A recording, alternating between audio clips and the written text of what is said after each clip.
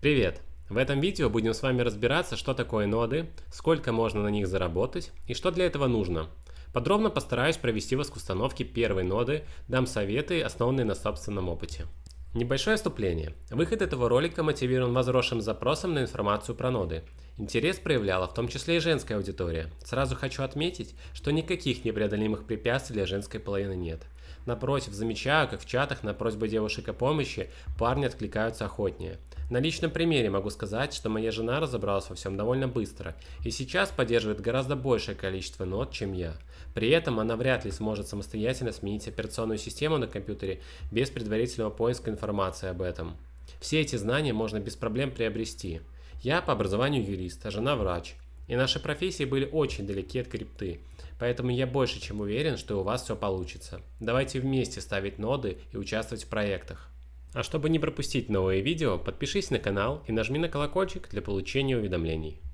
Что такое нода? Итак, нода – это компьютер, например, арендованный сервер, на котором постоянно выполняются операции. Такая нода является частью сети и связана с такими же нодами. Нужны они для того, чтобы производить проверку информации о правильности проведенных операций в сети.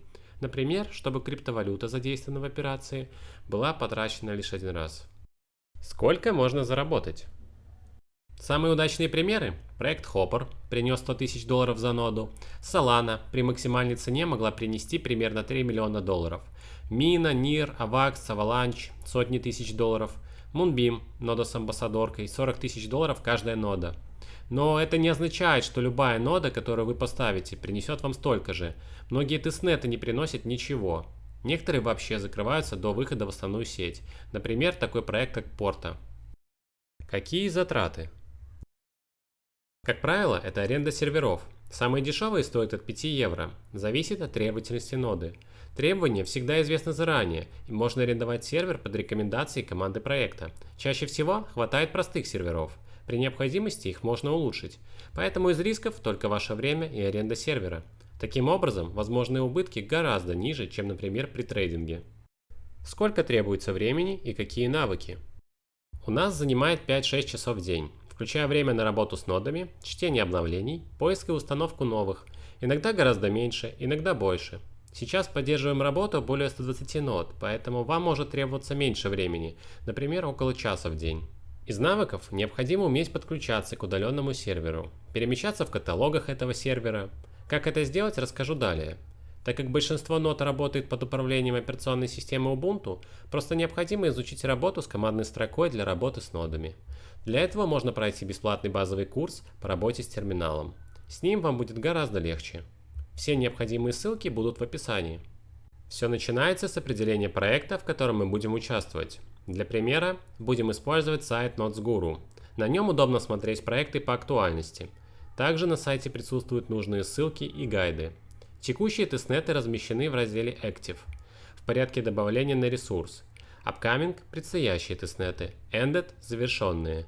Тестнеты на данном сайте делятся на два типа – Technical – установка нод и Community – выполнение различных активностей – мемы, дизайн, статьи, видеоконтент и так далее. Также возможна сортировка по таким параметрам, как Newest – новизна, Rating, Complexity – сложность. Возьмем за пример ноду Oasis. Пролистав вниз, ищем технические рекомендации. Далее под эту ноду выбираем сервер. Народным выбором будет немецкий хостинг Hetzner. Переходим на сайт по ссылке из описания под видео. По этой ссылке вы сможете получить бесплатных 20 евро на оплату. В открывшемся окне нажимаем «Продолжить». Далее нажимаем «Зарегистрироваться». Далее вводим свою почту. Придумываем пароль из минимум 8 символов, который должен содержать как строчную, так и заглавную букву. Также одну цифру или специальный символ. В последнем поле вводим пароль повторно. После этого нам на почту придет письмо со ссылкой. Если письма нет в основной папке, проверьте спам или корзину. После перехода по ссылке в окне выбираем пол, вводим свое имя и фамилию латиницей, как в паспорте. В следующем окне вводим свой адрес и номер телефона. Также выбираем свою страну. VAT ID можно оставить пустым. Последним этапом вводим удобный для нас способ оплаты. Если это банковская карта, то вводим ее данные. После прохождения регистрации входим на сайт по логину и паролю. Нажимаем «Новый проект», придумываем ему имя. Под проектом нажимаем «Создать сервер», затем «Добавить сервер». Далее, в принципе, можно все оставить как есть, кроме выбора самого сервера, его географии, если нужно, и названия. Для ноды Oasis подойдет сервер CPX31 за 15 евро. Нажимаем «Создать и купить сервер». После оплаты сервера данные для входа вам будут высланы в виде электронного письма. Прежде всего, нам нужны будут IP-адрес, имя пользователя, по умолчанию root, и пароль. Если у вас операционная система Windows, то для работы с удаленным сервером я рекомендую программу WinSCP. Она меня полностью устраивает. Также установим PuTTY. Данная программа интегрируется с WinSCP и поможет создать в ней SSH-соединение, используя настройки запущенного сеанса PuTTY. Скачиваем данные программы под свою операционную систему.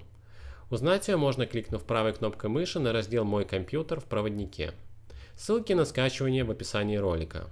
После скачивания устанавливаем данные программы на свой компьютер. Чтобы подключиться к удаленному серверу, открываем программу WinSCP. Нажимаем «Новое соединение», затем «Новое подключение».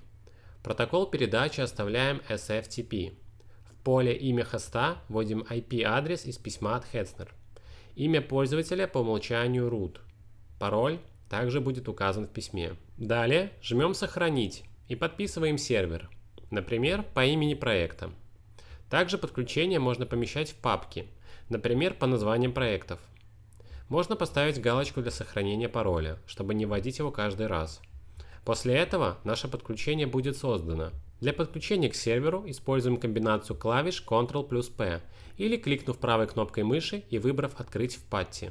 Иногда сервер просит ввести пароль в открывшемся окне, именуемом терминалом, при первом входе.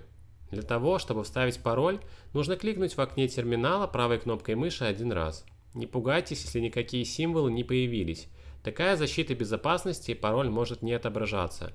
Поэтому достаточно кликнуть правой кнопкой мыши для вставки и нажать клавишу Enter.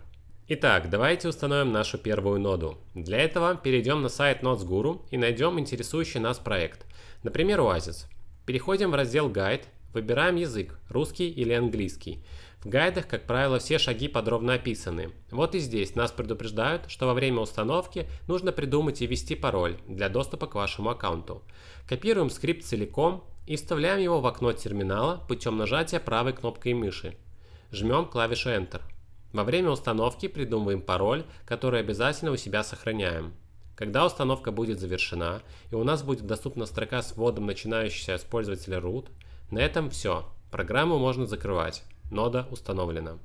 Чтобы не пропустить обновление или заполнение форм, рекомендую подписаться на Telegram и Discord проекта. Если у вас остались какие-либо вопросы, можете смело их задавать в комментариях. Глупых вопросов не бывает. Также можно перейти в мой Telegram-канал, где мы вместе изучаем проекты, помогаем друг другу. Если видео было полезным для вас, подпишитесь и поставьте лайк. Это будет сигналом для меня, что нужно продолжать выпускать подобные обучающие видео. Всем пока и удачи с установкой первой ноды!